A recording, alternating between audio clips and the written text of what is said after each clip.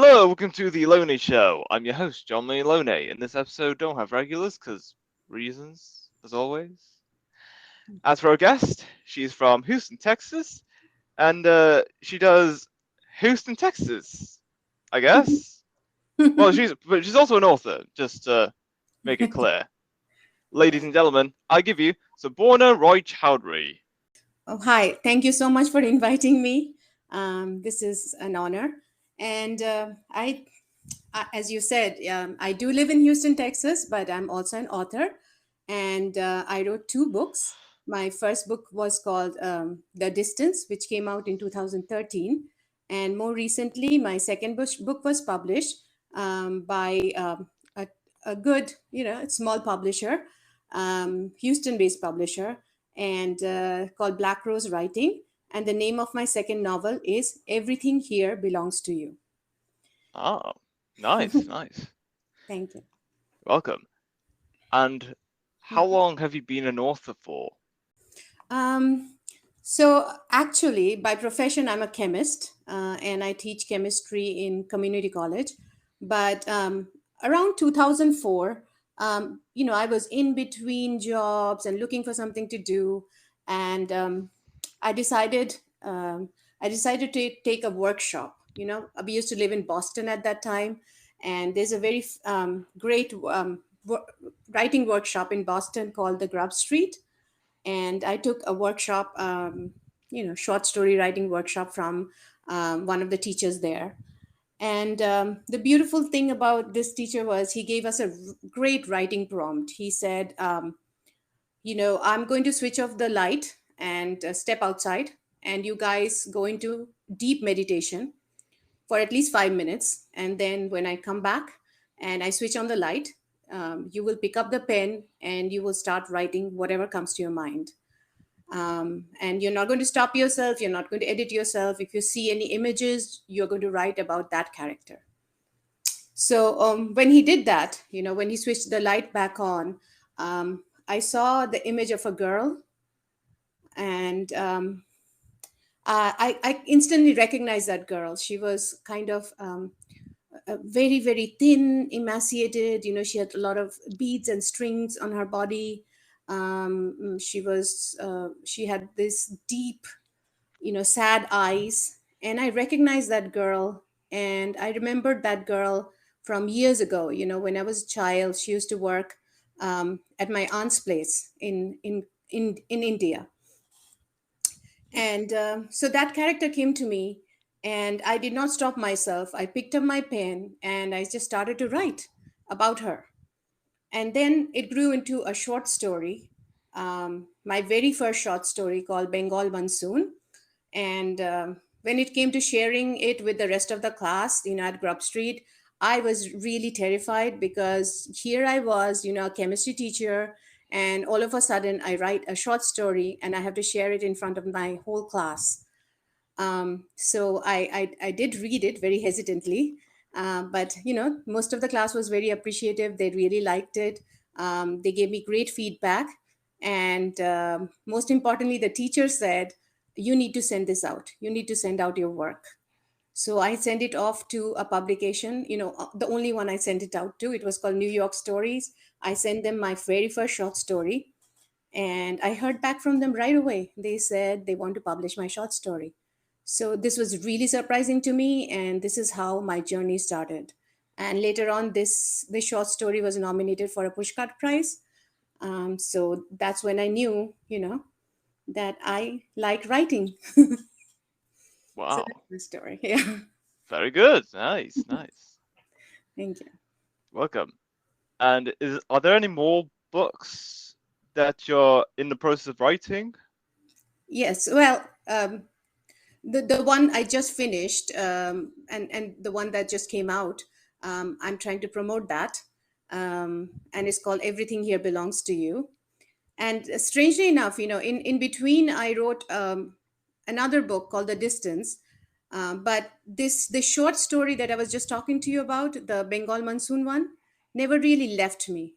So that girl, the girl with the big eyes, she had a problem. She had her father come in every single month from the village and take away all her money. And she used to come and complain to my aunt, and she used to say, my father is using me like a bank, he's taking away all my money, I don't know what to do. And my aunt was, my aunt is a good person, she really wanted to help this girl, but there was nothing she could do. She Other than consoling her, there was nothing she could do to help out this girl. And then something really terrible happened. One morning at 6 o'clock, my aunt was calling her name. She was asking her to come down. She used to live in, the girl used to sleep in the terrace room.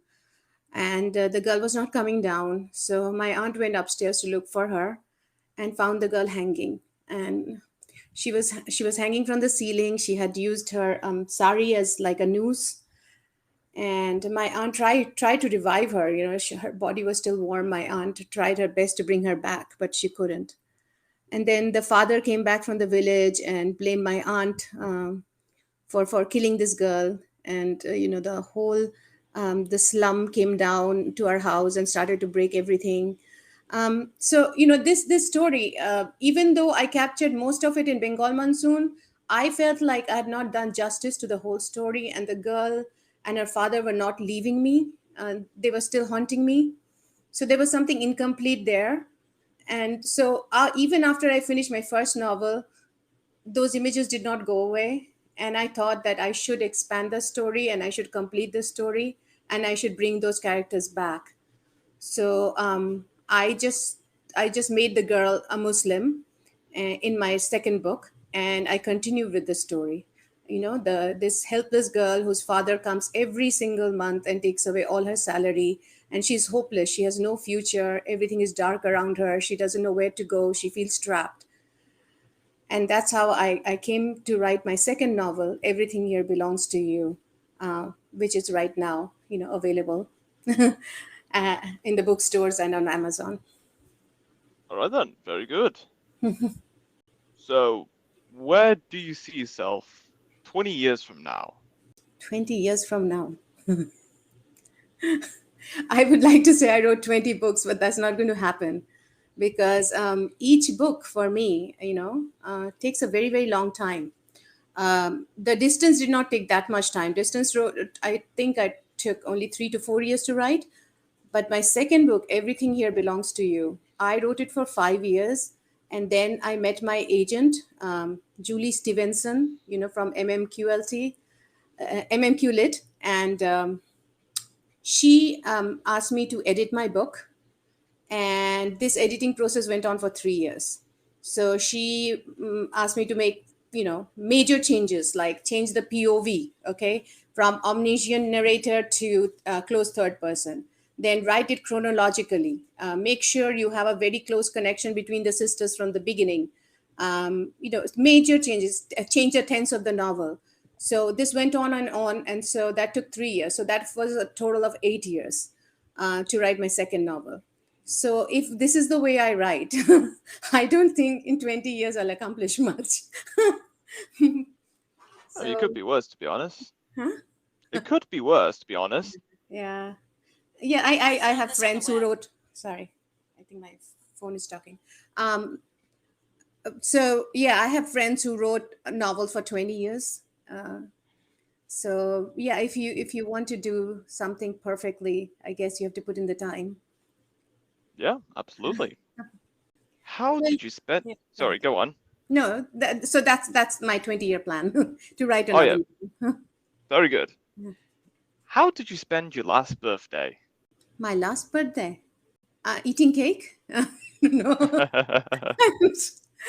Yeah, yeah, I don't focus much on birthdays. My family does. My family definitely made sure that I cut my cake. Yeah, but if I'm writing a book, I'm usually so immersed in the fictional world that I don't pay much attention to what is going around, going on in my real life. All right then. What is your favorite quote? Oh my goodness, I don't have one on the top of my head. Um, do I have to answer this? I mean, you don't have to. Yeah. So, go on with the flow. Okay. Okay, I'll take that as a yes then. If you could create your own job title, What would it be? Um, I would be a full-time author. I don't want to do anything else. I think the most meaningful thing we do in life is write, because I'm able to give voice to, the most voiceless people, the most neglected people, um people who cannot defend themselves, who don't get justice. If I'm able to bring them to the forefront, and I'm able to make them make other people visualize them and understand their pain and understand their sorrow, and I'm able to give them justice, that is the most important thing I can do. That's very good. What is the best way to start the morning? I would say, um, well, there is a real answer and then there is a hopeful answer. There's The real answer is I get my girls ready for school, and that's not a peaceful process. So I'm rushing them, I'm pushing them, I'm trying to get them on the school bus, and my mornings are not peaceful or restful enough. However, if I were I were living my ideal life, um, I would love to wake up and do a long meditation, and I would like to connect to my subconscious and see who is plaguing me, who is bothering me, who is sitting in there, and I would draw out those characters and I would talk to them and I would put them down on the page. And that would be the peaceful start of a morning, to be able to write at least 2 to 3 pages without interruption, without the phone ringing, without the internet, without having to communicate with the outside world, just to be able to write and meditate. That's my ideal life. Very good. Would you rather sleep on the wall or sleep on the ceiling? Sleep on the wall or sleep on the ceiling? Mm-hmm. Um, Never heard a question like that before. I would sleep on the ceiling, yeah. Yes, that's Um, a good option. yeah, because I can see the world from the top, right? Yes. I have a larger and bigger and wider perspective of things, and I basically, when I wrote my first novel, I mean the second novel, sorry, I used omniscient narrator, and that's kind of your place on the ceiling, because you get to see everyone what they're doing. If they're doing mean things, bad things, hiding things from you, have secrets, you basically have a view of every single character in that room or in that house, right? If you're on the ceiling. So I would Mm-hmm. definitely want the ceiling position. But my agent says I should write in close third person. Hmm. Intriguing. Yes. Oh yes, very good. Would you ever try space tourism? Um, Actually, not. Especially today. Today in the news, did you see how this vessel tried to go in the depths of the ocean and never came back? It was blown away. Oh So yeah. yes, I'm very, very nervous about getting into claustrophobic places where I have no control, and other people taking me, promising me things, making me sign papers and taking me places, and then I do not know if I'll make it back. And there's a That lot to do on Earth itself, right? There's a lot to improve right here. I don't need to go to space. yes, that's a very good point. Hmm. You'll never know what life hits at you. Yes. What fictional item do you wish you owned in real life? What fictional item? Do you wish you owned in real life? Let me think about this. Um, and it's a fictional item. It's not a Yes. real one.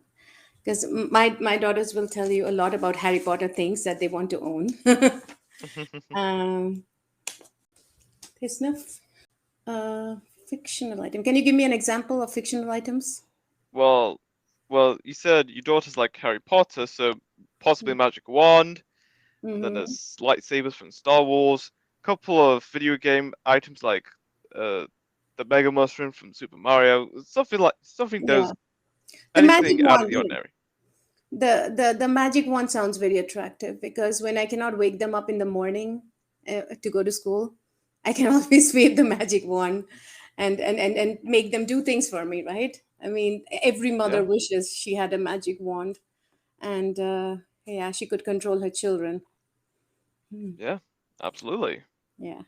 Where do you spend most of your free time? First of all, being a teacher, a mother, and a writer, I have no free time. But I to write, I do go to a coffee shop, and I can only write in a coffee shop because it kind of takes away the pressure of writing. It kind of takes away um, the fear of writing, because I have so many people surrounding me, and there is this chatter, this laughter, this camarade, the smell of coffee. Everything takes away that extreme pressure of having to accomplish something or to finish something or to get something done. And I'm able to relax in a coffee shop and actually do some writing. And then, of course, when you come back home, that reality strikes, and that you'd have so many chores to do and so many other things you have to get done, right? And so the coffee shop is my escape. Okay, I can see that. Hmm. This is a question from the very top of my head. Have you heard of a drink called banana friche? Banana frite. Banana friche. Friche. Yeah. Okay. Have you heard of it? I have never heard of a drink, banana friche now. I get that a lot from a lot of people. It's Hmm. not understandable. So, do you want me to try it out, or sorry, what is the question? So I asked you, have you heard of a drink called banana friche? No. Oh, that's all right, because I get that every time. Because yeah, something from that came from the top of my head. Sure. Yeah. I'm Would you sure rather? yes. Sorry, If what you was that? recommend it to me, if you recommend me the drink, I'll definitely try it. I do not know where to get it from. Well, well, it's just a concept at first, but maybe a few years down the line, it can become a thing. Hmm. So yes. So definitely, when it becomes a thing, I'll give it a try. All right, very good. Would you rather not be able to open any closed doors or not be able to close any open doors? Both, right? Uh, I don't want to close any open doors for anyone who is a minority and needs those open doors. And so, what was the first part again? So Hmm. I asked you, would you rather not not to open closed doors or not be able to close open doors? Yeah, so second part. I don't want to close any open doors for Okay. people who need it. Yes, very good. Mhm. Because there's opportunities in front of you. You must seize it. That's true. Yes. But be inclusive as well. I mean, you don't want to Yeah, of seize it just course. for yourself, but you seize it for everyone else. Yes. Everyone is free to open and enter the door. Yes, the door Oh, should yes. not be closed for anyone. Exactly. Mhm. What's your favorite season? Spring, because I cannot tolerate the heat. I live in a place called Houston, Texas, and it does get extremely hot.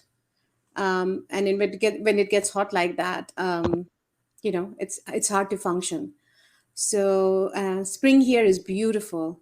Um, the flowers bloom and the birds come out, the usual spring thing. And we can all go for long walks. So spring definitely is beautiful in Texas. All right then. Nice.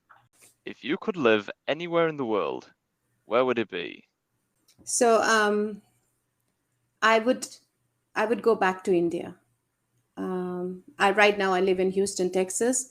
So let me tell you this more poetic manner. uh, Give me 1 second. All right Okay. then. So basically, I grew up in Kolkata, India. Can you still hear me? Yeah, I can still hear you. Okay. So I grew up in Kolkata, India, and I grew up in a middle class Hindu family. And I mean, if you read my second novel, I feature the house I grew up in this novel.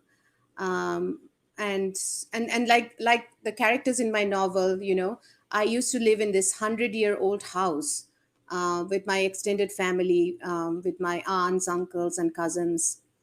So because it was a 100-year-old house, and it was like a crumbling mansion, and it had two wings and two floors, but there was no one to take care of this house. So years of neglect, had left this house in very poor condition. My house had, cracked tiles on the floor and yellowing walls and broken windows. Everything needed repair. And during the monsoon season, water dripped from the roof, and we had, big buckets to collect the water, and everything had to be covered. Our antique furniture, our paintings, our encyclopedias, our photographs, everything had to be covered with plastic sheets. And so it was really hard for us to maintain this house. There was like spiders behind the clothes horse, and termite mud piles that went up the walls, and old grandfather clocks that just kept on chiming at wrong hours. And if you looked at the skylight holes, you would see pigeons nesting there. Then when I turned 19, I left Kolkata and I came to America, and I settled down here, right? I came as a student. I finished my chemistry degrees. And finally, I got my job in Houston. I settled down here. Um, but I left behind this house which is full of history and, my childhood tales. And and somehow this house still remains alive inside me, and it shows up in my books, especially in my second book. I would say this house is my main backdrop of my second book. And now, Ah. I have a relatively comfortable life. I live in the suburbs of Houston now. um, Hmm. Here, I have a wooden house which has central air conditioning, and it has modern appliances. I have carpet that covers all the floors, and I have, all my walls are really well painted. I have modern furniture. I have a spacious living room. Every week we have lawnmowers who come to, trim our lawns and prune the bushes. And our driveway and sidewalk look so clean, they glisten like glass. And my existence right now in Houston is very neat, tidy, comfortable, hygienic, whatever you want to look at it. uh, but unfortunately, whenever I pick up my pen to write either a short story or a novel or a poem, I I don't write about the suburbs of Houston. I still find myself, going back to that old mansion that I left behind in Kolkata, and I'm still pining away for what I left behind. So I don't think, as I age, this nostalgia will go away, and somehow I will end up living in that old house again years later. Okay. That I can see that. Mhm. Sorry for the very long answer. That's all right. I enjoy it. It's fabulous. Thank you. You're welcome. What kind of music do you often listen to?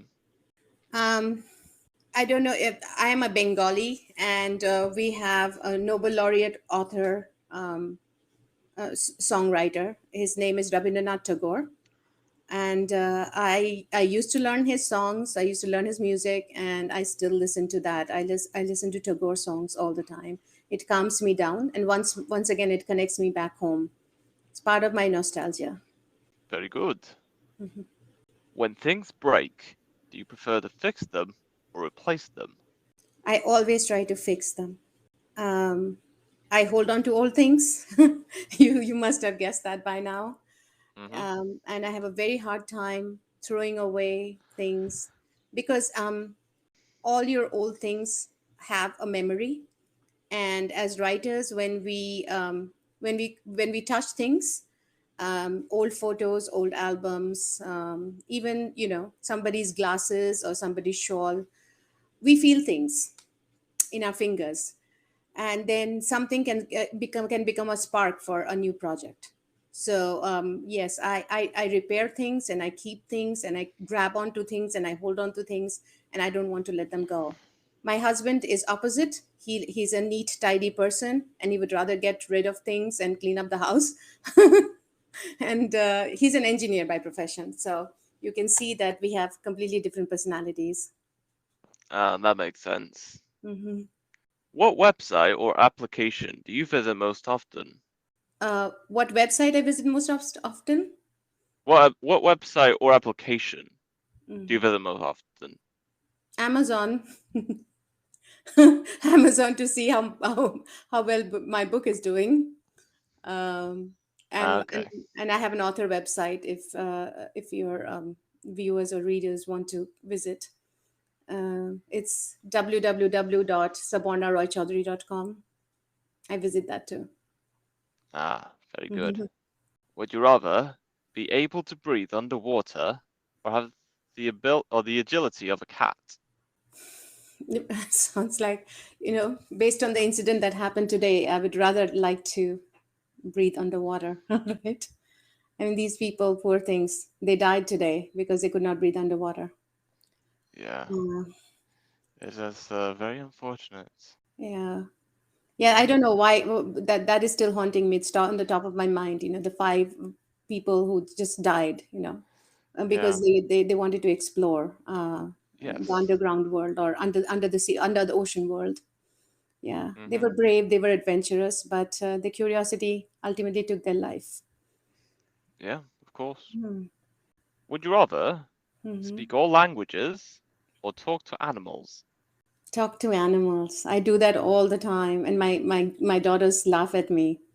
I have stray cats in the neighborhood, and when I go out at night, I tell them not. I tell them, how I cannot feed them because they're getting impossible, and I scold them and I talk to them, and my daughters are heavily amused. But I do believe that they're listening to me and they understand me. So yeah, it is not a fantasy. I really do talk to them. Mhm. Yeah. What could you give a 40-minute presentation on with no preparation? How to handle teenagers. Yeah. So I've been, I taught high school and community college for years, and I have dealt with teenagers. I know how to manage a classroom, how to keep discipline.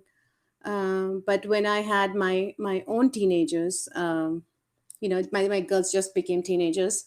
Um, it has been a struggle, understanding them and keeping them under control. So I myself received a lot of advice from friends, and I read up on it, and I should be able to, tell any mother in 4 minutes what are the things they should avoid, and what are the things they should definitely, try to make the teenagers do, and how to keep them controlled and disciplined. Yes, Hmm. indeed. Very, very hard. And Yeah. yes. And that is all we have for this episode. It was great having you on, Saborna, talking about your works as an author and coming from India to Houston, Texas, and everything else has been fabulous. Yes, and I really want to thank you for giving me this opportunity, and I hope your listeners really enjoy this, and look up my book. Everything Here Belongs to You on Amazon, and it will be great to get their feedback. Yes, it sure is. And until next time, stay tuned for more.